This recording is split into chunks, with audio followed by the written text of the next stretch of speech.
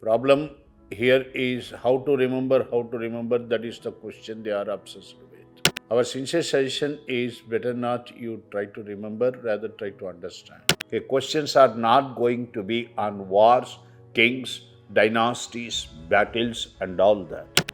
UPSC's history is legacy of history is what is UPSC's history. Okay, they won't give you any questions specifically on personality based. Rather, it's all concepts based. Okay, remember these things. To see, first important thing is you are giving the exam not to prove yourself, something extraordinary. You are simply testing. Our system here is to make the candidate get exposed to and used to the toughest part of your preparation. That's why Abhyaas program of Vision so scientifically devised what is actually expected by you people from UPSC point of view. We are giving here 100% of our thought. Okay, that's why I am telling you people, let it be zero also, doesn't matter. Take the exam first. Take the exam, try your best, get used to it. For a period of time, you will get into the system. My dear, remember, what is very important is getting into the system is very important. Once you get into the system will take care of you. Okay, that is the secret behind the success. Our job is to study well, prepare well, and update ourselves well and give our best.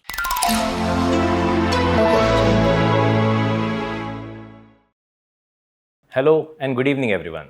So today I am joined by Seenaiah Sir, who is the faculty of Ancient and Medieval and Art and Culture at VisionIAS. Today we are going to discuss about how a student should start preparing for last 50 days with respect to the subject specifically from the Ancient and Medieval and Art and Culture. Welcome, sir.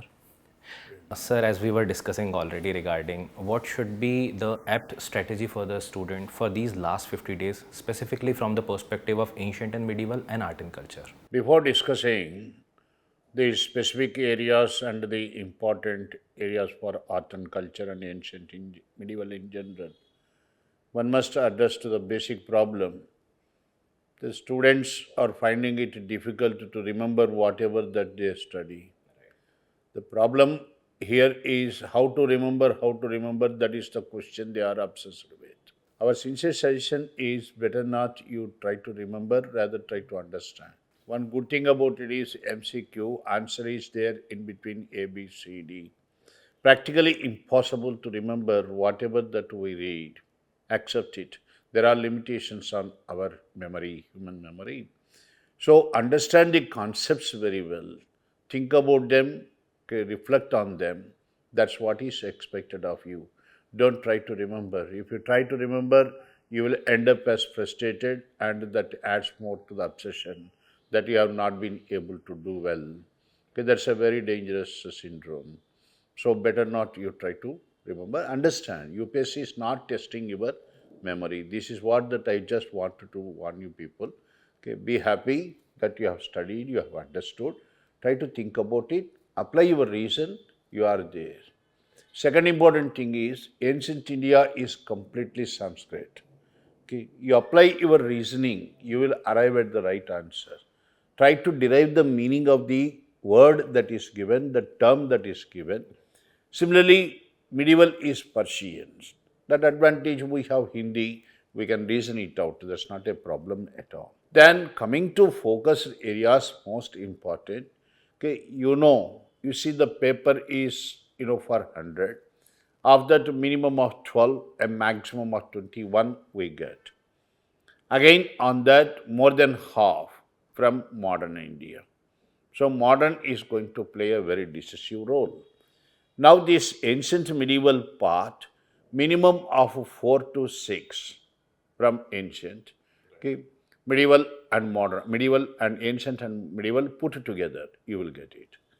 Of that again, I told you many a time, of to all our candidates, that this, history part is not about wars, kings, battles, and years. Still, you are under the impression that the subject history is about chronology, remembering years one after the other. my dear, kindly change your perspective. Okay, questions are not going to be on wars, kings, dynasties, battles, and all that. UPSC's history is legacy of history, is what is UPSC's history. Okay, they won't give you any questions specifically on personality based. Rather, it's all concepts based. Okay, remember these things.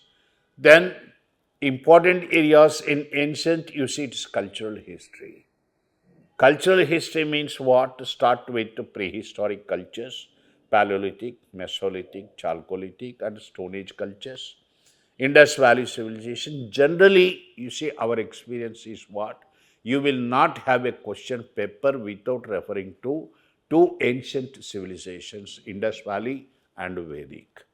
So very important in the light of now, recent discoveries made. Okay, Indus Valley sites, location, and the findings. Okay, particularly Rocky Gari is, breakthrough studies is coming out from Rocky Gari. So focus light on Indus Valley sites. Okay, rest of it is too general, society, economy, and all that. Vedic, age and Vedic civilization kindly emphasize on literature. They are asking a bit of, understanding based questions on, Upanishads, Vedangas, four Upavedas. Okay, it's not that you have to read them, you are expected to know a little bit about them, the essence of that.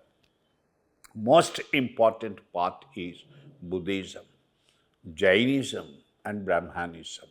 You will not have a paper without Buddhism, Jainism, and Brahmanism, either in the prelims or in the mains also. That's the crux of ancient India.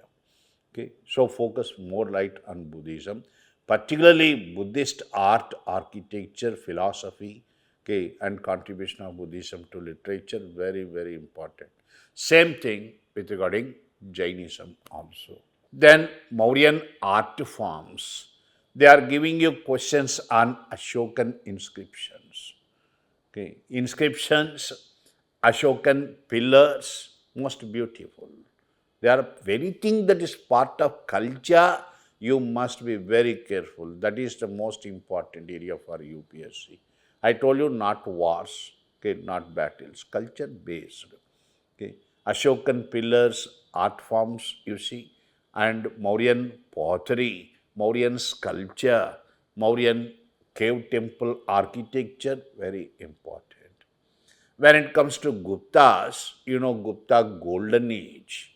Golden Age, remarkable progress India achieved in art, architecture, music, literature, painting, sciences, phenomenal development regarding sciences. This is very important. Down the south, you have Tamil literary tradition called Sangam Age literature. Very important. Okay, because that's where you see the Tamil culture for the first time coming to the limelight. A Sangam literature, you have to give representation for the South. There is a scope for questions on South Indian Tamil Sangam literature. Important texts, particularly, not all. Okay, be very careful about that. Then contribution of the last dynasties of ancient and medieval times. Ancient times, you have Pallavas ruling Kanchipuram, Western Chalukyas ruling the present Karnataka. So contribution of these, particularly for temple architecture. You see, questions are asked on important temples built under Dravidian style and Vesar style or Deccan style of temple architecture. These are the most important areas of ancient. And you see, our experience is what? Now and then you are also getting questions on development of science and technology in ancient India. Very important area. Science and technology. Okay. Mathematics, astronomy, medicine, in agriculture, Ghatiyantra. They asked a question on Ghatiyantras twice, hydraulic engines. So, development with regarding agriculture, trade, commerce, industry, and you are also getting questions on guild system, okay, professional associations formed, right?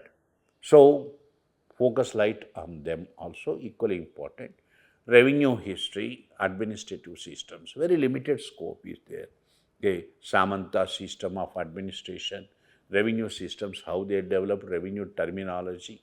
If questions come on revenue terminology, it's getting difficult to answer. So, be clear about these revenue terms also. Okay, that's about ancient. Medieval India is about what? Again, it is cultural history. Essence of medieval Indian culture, cultural history is what? Indo-Islamic culture. This one chapter, Indo-Islamic culture, covers the entire gambit of cultural history of medieval India. Indo-Islamic culture, you have, Sufi movement, Bhakti movement, thinkers of Bhakti movement, very, very important. Okay, starting from Shankara to Dadu Dayal, okay, Maratha Bhakti movement. Okay, specifically in the event of the recent movies, you see, okay, you better focus on this Maratha Bhakti movement and all that. Then Indo-Islamic architecture, imperial architecture, provincial architecture, how music, Sangeet developed under two different traditions, Hindustani and Carnatic, classical dances closely connected with that. They're all products of medieval times. That's why I said, finally, the legacy of history is very important. Why India is so proud of its cultural heritage, is because of these developments. Right. So, dance forms, classical dance forms, painting, development of literature, very, very important. You see the main trend also, the UPSC question paper. You are getting one question or the other from these areas. Similarly, prelims, anything asked, in medieval times, something or the other connected to culture only. Okay. Ibadat Khana built by Akbar. It appears that it's a political history. It's not. Ibadat Khana is for religious discourses. Again, it comes under culture. So this particular area is the most important area called Indo-Islamic culture. Okay, give maximum time for this. Okay, just as I told you, people in ancient India, about development of trade, commerce, industry. Same is the case with medieval also. They are asking questions on medieval Indian ports, development of trade, commerce, administrative systems, Ikta system, Mansabdari, Zabtu system, Nayaka system. So just get a basic idea about that and refurbish your memory before going to the exam. These are the important areas as far ancient and medieval is concerned. So I think, sir, that was very beautifully summarized, because I think each and everything related to the things that student have to prepare by this particular time, I think all of that we have already discussed. But another thing that a student faces difficulty with, as you have highlighted, that we need not to remember the chronology. We need not to go into the details of war. Basically, it is about the cultural history that one should be focusing upon. But while focusing upon that, one issue is that maybe certain students might be lacking with the confidence, because they might not be practicing adequately once they are appearing for the examination. Like recently we have this Abhyaas, so when they are appearing, actually they might get confused that they are not able to solve the question. So how students should be utilizing these kind of practice tests like Abhyaas or any other mock test, and how they should revise these particular topic after appearing for the Abhyaas lecture? That's right. See, first important thing is you are giving the exam not to prove yourself, something extraordinary. You are simply testing. Our system here is to make the candidate get exposed to and used to the toughest part of your preparation. We are not trying to dampen your spirit. We are not trying to discourage you people, with our paper, the way we are setting the paper, rather to make you people understand how tough it can be and how to handle it. Okay, there is no point in giving the question paper with which you are very familiar with and you scoring extraordinary well, giving you, false confidence. It's not. That's why Abhyaas program of Vision so scientifically devised what is actually expected by you people from UPSC point of view. We are giving here 100% of our thought. Application of our mind, application of our thought, our experience, everything is clubbed here in preparing the question paper. If you are not faring well, don't get disheartened. Okay, take it positively, because this is meant to tune you to face a better situation in exam hall, not to discourage you. When you are tuned to this, you are definitely going to perform better there. Okay, so this must be, the attitude. Don't get, some of you people are, boys come to me and they say, sir, we are not able to perform well. Our score is definitely not satisfactory. Okay, there is an element of disappointment. Okay, you shall not take it like that. We see it like that to be. What? To the extent possible that, the paper is set tough, so that you will find UPSC paper relatively easy in handling.